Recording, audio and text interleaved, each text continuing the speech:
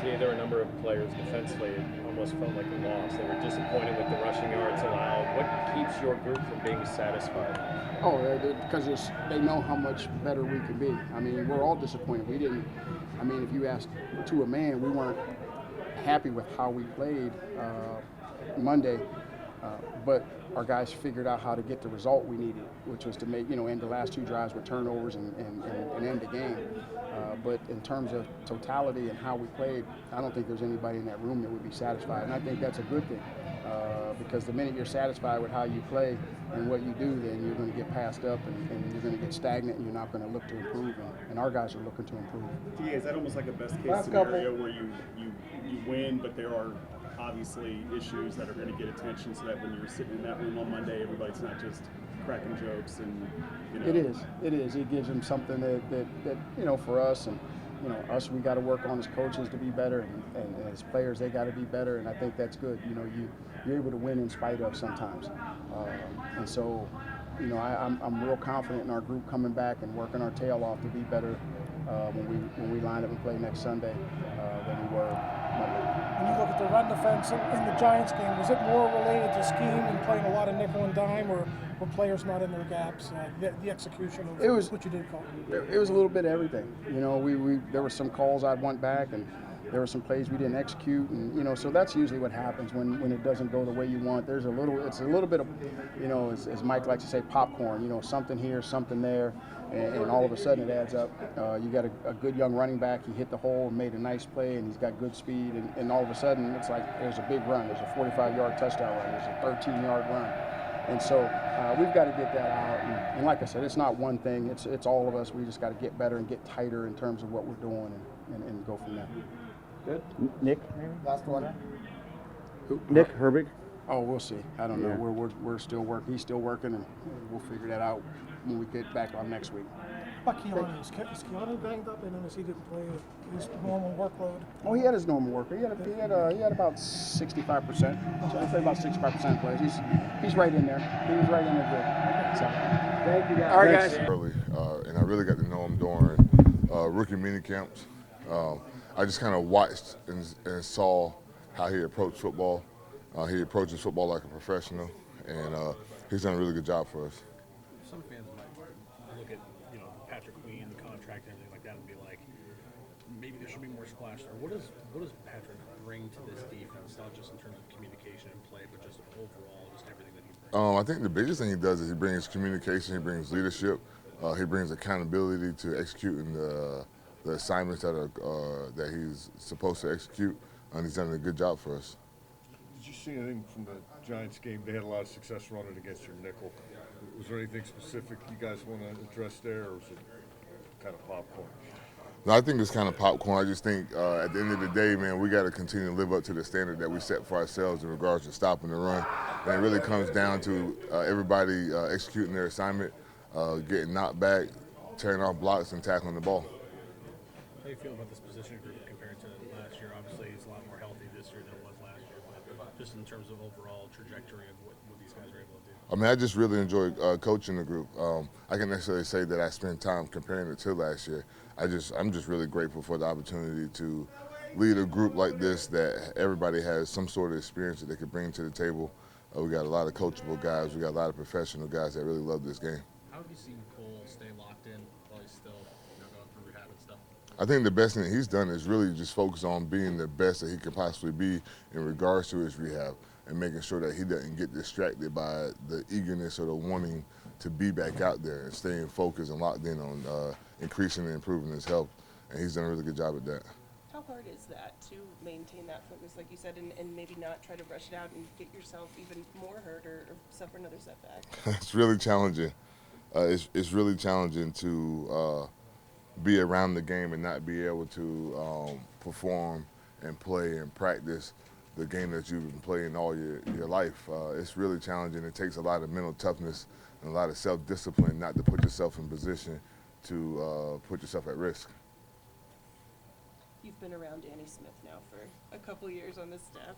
What kind of energy does he bring to you guys as a coaching group? I love Danny Smith. I hope that when I'm that experienced that I have that same amount of energy. He just brings a great sense of pride to his work, that he provides an example of how you can coach and hold guys accountable for their responsibilities. And he leads and he teaches with a great amount of passion. So he's really fun to work with. Do you ever borrow gum from him, or is that you leave that to him? Once or twice, borrow a little bit of gum from him. He's got enough for everybody. Coach, does it surprise you at all that Cam is still playing at the level that he's playing at his age and coming off what he came off last year? If I'd have been a first-year coach, I'd have said yes, but I've been here with Cam for 6 years. This is going on 7. He does a great job of taking care of his body. He's a student of the game, so it doesn't surprise me at all. What is it about someone that allows them to keep playing at that age? God, I think it's just, his luck. The great ones, take care of their bodies and they stay away from injuries. He had an injury last year, but he's recovered from it. But I think it's just the perseverance of that person and a little godly luck. I think those kind of things play in the part of, you watch basketball, you watch track, you watch tennis.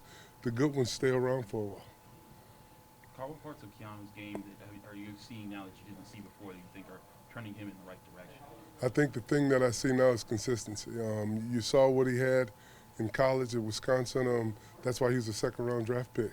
But I think he's maturing. He's around some guys who's teaching him how to do things at the NFL level, and the consistency is really the most important thing. How does he respond when you challenge him about certain things? You guys talked about how he was like, I was so close to finishing like 7 or 8 plays last year.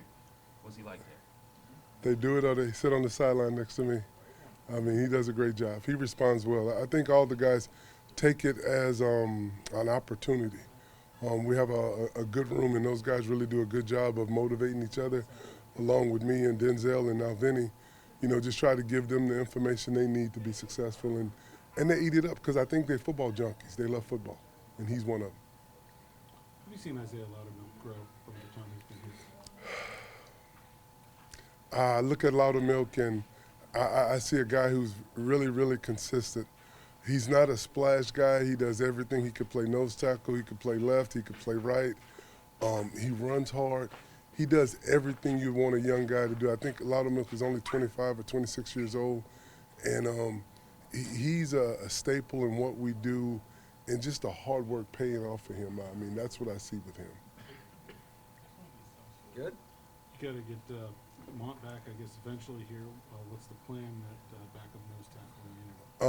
In the interim, Loudermilk and Dean Lowry's done a good job coming in, and the teams we've played lately have done a lot of 11 and 12 personnel, so it's not a lot of big people.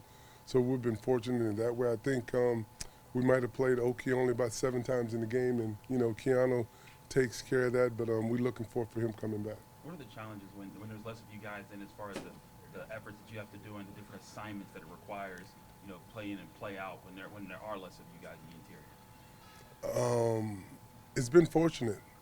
Last year we played with 5 guys. This year we were fortunate enough to play with 6 guys, and I think we played with 6 guys because we had a couple of other key injuries at other positions, and Mike granted us an extra guy. But we've always played with 5, and one guy was always a swing guy for us, playing nose and playing in. So it's not something that was unfamiliar to us. So I think, having the luxury of having the 6 guys is great, getting the rotation going, but it's not college football. You can't dress 85, 90 guys. You get 47 or 46 guys dressed, and you got to learn how to rotate, and I think the guys do a great job with conditioning, so that's a part of it. Whether it be Cam or Keanu, a lot of your guys, I just like the win and everything, and the points were down, but the rushing yards they seem sort of annoyed even in the win. Is that something that you like to see, that you see just I'm annoyed, so they should be annoyed. When Daddy's not happy, they shouldn't be happy. And I think that's a part of it, because we pride ourselves on stopping the run, because I think you have to earn the right to rush the passer. And when you can get people one-dimensional, we gave this team, I want to say, 158 yards rushing, and they got 45 yards on one play. They got 17 on another one, 10 on another one.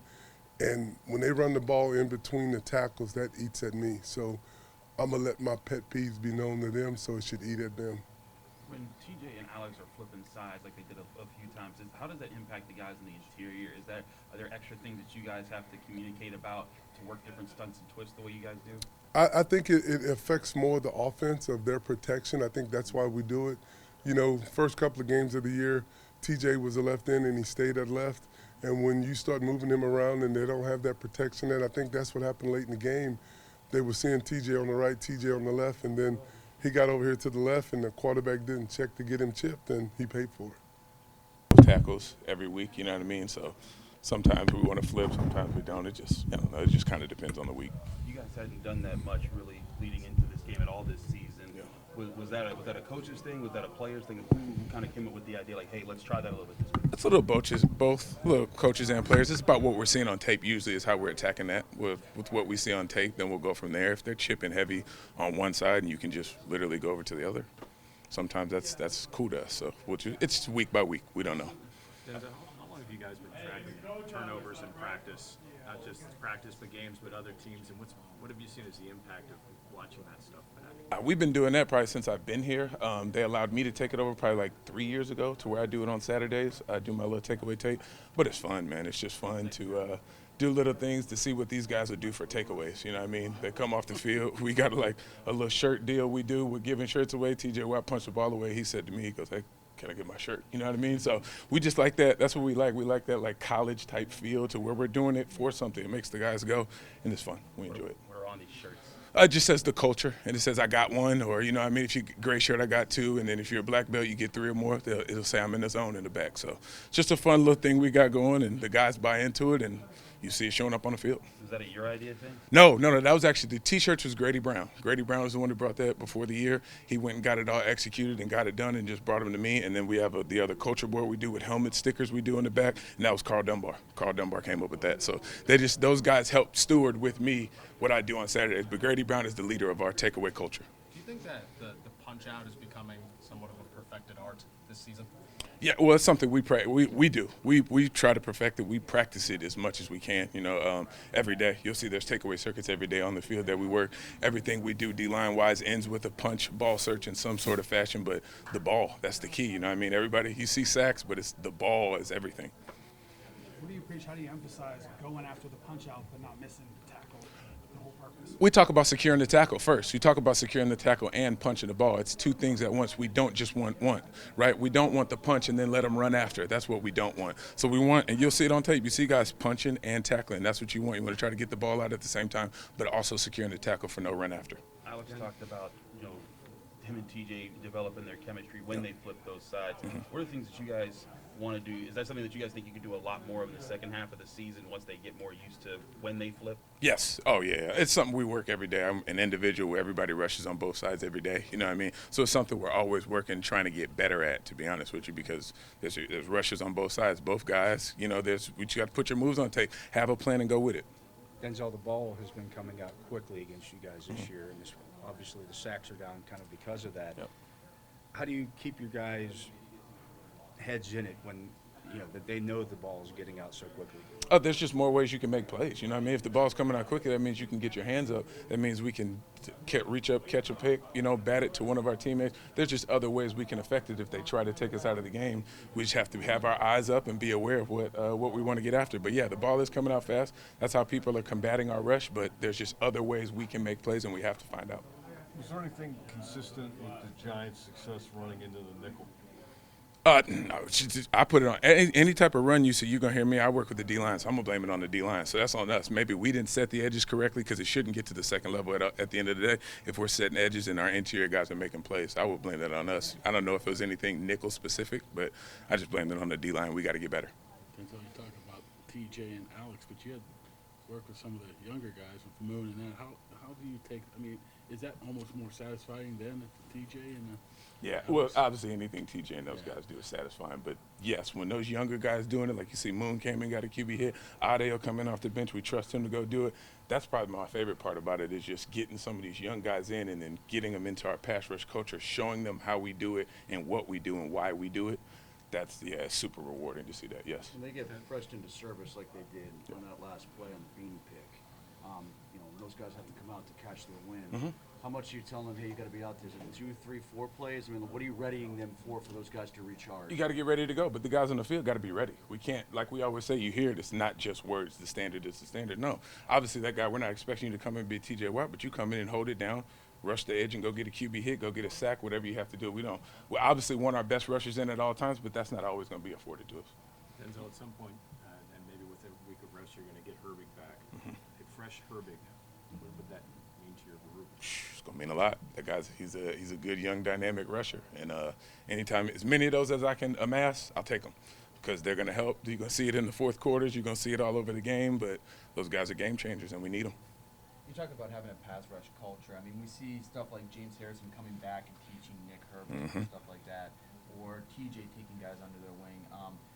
How much is that important, just guys teaching each other? And are there specific moves that have kind of like been passed down through the generations of Steelers? Yeah, that's the Steeler way, if anything, and that's what you see TJ's picked up from guys like Debo. You saw him in training camp, and we're still working that move that Debo showed us in training camp. You know what I mean? Because that's what our life is. What moves can we work? What works on tape? You know what I mean? So the fact that we can keep going. But yeah, there's specific moves that we work through with all those guys. TJ's one of the best teachers. As he is a player, you know what I mean? He could grab one of these guys and show him what he does and how he does it. Those guys usually pick it up and go. Because we always talk about TJ with Herbig, which he's done an amazing job with, but he did the same thing with Alex. Alex came in just like he did and learned exactly what to do, and it's become the pass rusher he's become because of the things he's watched and seen. How quickly does Nick pick up on lessons when you guys are going over things on film? Like in the Colts game, looked like there were a couple times like, hey, just a little out of position here and there, and then when he comes in after that, he seems like those aren't the same issues. He seems like to be a mistake eraser. Yeah, Nick's a very, very, very smart player. Once he figures it out, he can make a mistake once, and then after that, he'll move on to get better at it. But that's also part of being a pro. If you don't fix your mistakes, we're gonna find somebody else that'll get it right. We see the end result with TJ. I mean, him coming up and making these huge plays in big moments. But behind the scenes, what does he do? What do you see from him that allows him to do that on Sundays and on Mondays? Oh, it's the fanatical. It's the film work. The guy is. You got to get him to almost calm down. You know what I mean? The amount of film and the stuff that he's watching and what he's texting. You know what I mean? Because he's one of those type of guys that likes to just have a text like, "Hey, I'm seeing this." You know, so it's almost like a diary in our text message. You know, the guy is just. It's that's all I can say. It's just unreal about how he is about his film. So once he gets to the game, it's literally just slowed down, coming to life for him, and he can make plays how he wants to because he just understands by formation structure, by O-line stand. You know what I mean? Whatever it is, he understands almost what's coming. Anybody, does that rub off on anybody, or is he just too maniacal? That's the group. No, that's the group. That's how he is. Because he's not quiet. That's one thing he does do. He's not quiet about what he's doing. Like, oh, this is my success. I'm going to keep it for me. No, he's telling everybody everything. And all those guys, if you don't see what he's doing and get in line with what he's doing, that's your fault. You know what I mean? Is there an extra unique level to this group when it comes to film study? Patrick Queen was talking about how, like, you know, when they talk on the field, like, that's what allows you guys to make in-game adjustments, is that everyone seems to have this level of, oh, yeah, we saw that on tape, let's do this. I think some of the best teams all have unique film study. I really do. I think if you want to be great, you're going to have to be unique with that, you know what I mean? Because you can't do ordinary stuff and get unique results. So I think that's just a characteristic of good football teams, and I think that's maybe something that we got brewing here. Yep.